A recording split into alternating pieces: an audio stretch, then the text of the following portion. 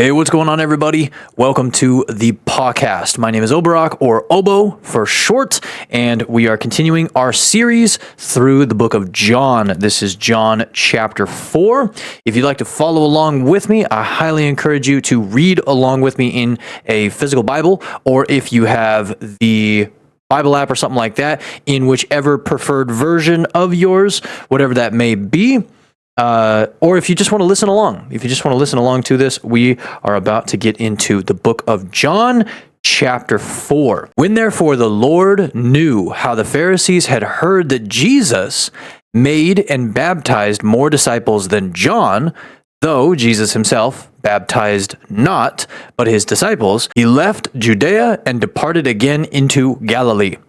And he must needs go through Samaria. Then cometh he to a city of Samaria, which is called Sychar, near to the parcel of ground that Jacob gave to his son Joseph. Now Jacob's well was there. Jesus therefore, being wearied with his journey, sat thus on the well. And it was about the 6th hour. There cometh a woman of Samaria to draw water. Jesus saith unto her, Give me to drink. For his disciples were gone away unto the city to buy meat. Then saith the woman of Samaria unto him, How is it that thou, being a Jew, askest drink of me, which am a woman of Samaria? For the Jews have no dealings with the Samaritans. Verse 10, Jesus answered and said unto her, If thou knewest the gift of God, and who it is that saith to thee, Give me to drink, thou wouldest have asked of him, and he would have given thee living water. Now watch this, super important. The woman saith unto him, Sir, thou hast nothing to draw with, and the well is deep. From whence then hast thou that living water? See, she's thinking this is like he's got a little bottle somewhere, right? He's got some kind of little canteen or something, right?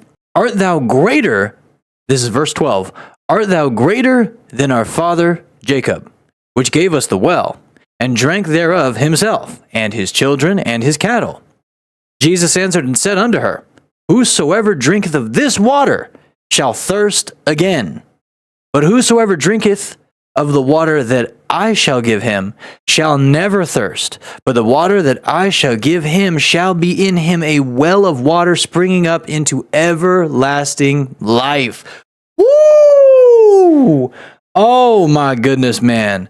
This is one of those things where us people, we need this, and we need this, and we need all of these things, right? Because our body needs this, and we got to do this, and we fill our life with all of this stuff, right? It's like we have to have this. But see, we can deny our fleshly desires, right? Now, obviously, you can only go so long without water. You can only go so long without food, but you don't have to eat every single second you feel a little rumble, right? You don't have to do every single little thing that you feel like you want to do. That's the big thing, your feelings. Like, I feel like I'm hungry. I feel like Don't listen to your feelings. Your feelings will deceive you. Verse 15, the woman saith unto him, Sir, give me this water. So now she's like, hold up, wait a minute.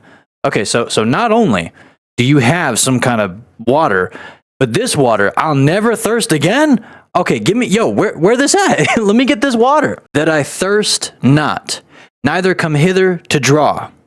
Jesus saith unto her, Go, call thy husband, and come hither. Now watch this. The woman answered and said, I have no husband. Jesus said unto her, Thou hast well said, I have no husband. For thou hast had 5 husbands, and he whom thou now hast is not thy husband. In that saidst thou truly. Ooh. Jesus was reading that mail. Ooh. He said, you're right. You don't got a husband. You've had 5, and the one that you're with right now, yeah, he ain't your husband. Ooh, boy. Verse 19, the woman saith unto him, Sir, I perceive that thou art a prophet. Our fathers worshipped in this mountain, and ye say that in Jerusalem is the place where men ought to worship. Jesus saith unto her, Woman, believe me, the hour cometh, when ye shall neither in this mountain, nor yet at Jerusalem worship the Father. Ye worship, ye know not what. We know what we worship, for salvation is of the Jews. But the hour cometh, and now is when the true worshipers shall worship the Father in spirit and in truth. For the Father seeketh such to worship him. God is a spirit, that's capitalized. And they that worship him must worship him in spirit and in truth. The woman saith unto him, I know that Messiah cometh, which is called Christ. When he is come, he will tell us all things. Now watch this. Woo! Jesus saith unto her, I that speak unto thee am he. He said, yeah, that guy that you're waiting on, that's me. I'm the Messiah. Oh, Jesus said, yeah, that's me. I'm him. I am the Christ.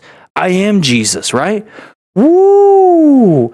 Let me tell you, this reminds me, I think this was in Exodus, if I'm remembering correctly, but this was when Moses was going to go talk to the people. He was talking to God, and he said, what do I say? Like, who's sending me? And God told Moses, he said, tell them, I am that I am hath sent me. Oh man, this kind of just, it reminded me of that, right? Where he's like, this guy that you're thinking of, that's me.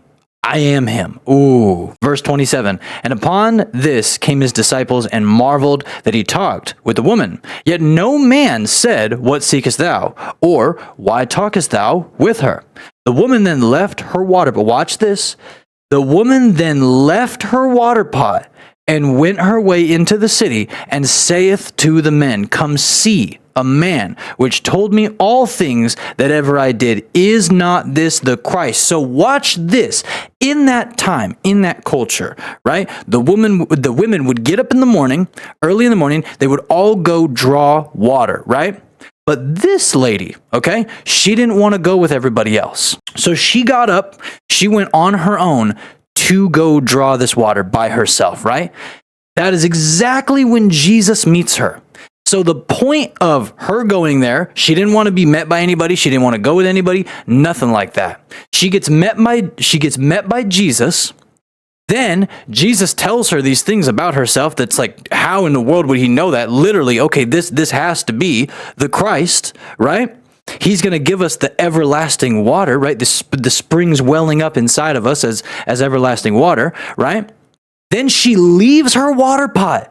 The point in which she went there, and she didn't want any communication with anybody. She didn't, right? But she goes into the town and she tells everybody. Ooh, let me tell you that reviving power of Jesus Christ. Oh, baby. Verse 30. Then they went out of the city and came unto him. In the meanwhile, his disciples prayed him, saying, Master, eat. But he said unto them, I have meat to eat that ye know not of. Therefore, this is a funny part, verse 33, therefore said the disciples unto one another, hath any man brought him aught to eat? They're like, wait a minute, you got this food. Where'd you get the food? Did somebody bring him food? Jesus saith unto them, my meat is to do the will of him that sent me, and to finish his work. Say not ye, there are yet 4 months, and then cometh harvest. Behold, I say unto you, lift up your eyes and look on the fields, for they are white already to harvest. And he that reapeth receiveth wages, and gathereth fruit unto life eternal, that both he that soweth and he that reapeth may rejoice together. And herein is that saying true, one soweth and another reapeth. I sent you to reap that whereon ye bestowed no labor. Other men labored, and ye are entered into their labors. And many of the Samaritans of that city believed on him for the saying of the woman, which testified, he told me all that ever I did.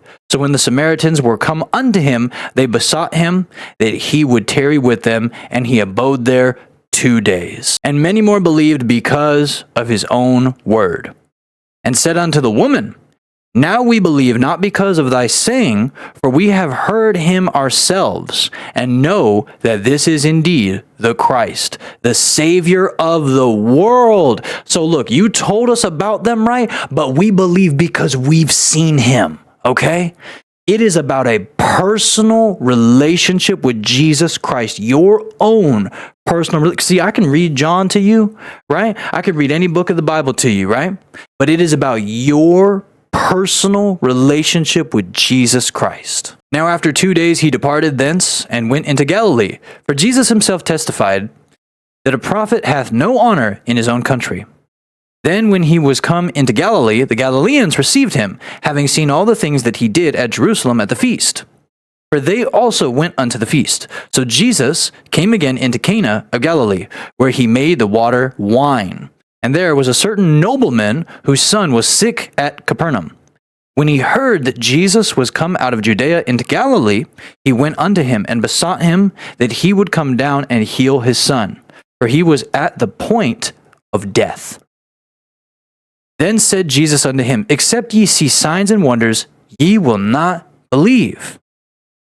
By faith, not by sight, baby. Verse 49. The nobleman saith unto him, Sir, come down ere my child die. Jesus saith unto him, Go thy way, thy son liveth. And the man believed, watch that, believed the word that Jesus had spoken unto him. And he went his way. And as he was now going down, his servants met him and told him, saying, Thy son liveth.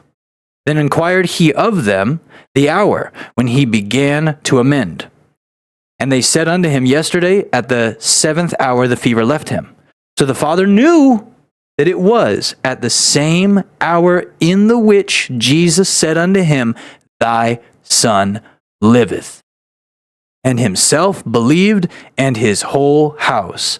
This is again the second miracle that Jesus did when he was come out of Judea into Galilee. Woo! Oh, baby, let me tell you what. That is good. That is good. That is good. Man, I'm telling you, God is so good. And he can do literally anything. There is no limitations. There is not a single thing out of his reach. We have to trust him. Literally, watch this, okay? The nobleman, his son is literally on the verge of death. He sees Jesus and he says, Jesus, come, heal my son, right? But then Jesus says, right? Go, your son is healed. And he believed him. Okay, my son is healed? All right, I believe you. Then he found out by his servants that his son was healed at that same time. God is so good. I'm telling you what. Jesus is literally Emmanuel, God with us, God in the flesh. You can trust him. You can go to him. He wants a personal relationship with you. Call on the mighty name of Jesus. And just like that, you have read or listened to the 4th chapter of the book of John. I pray this blessed you, and I will catch you tomorrow for the 5th chapter of the book of John.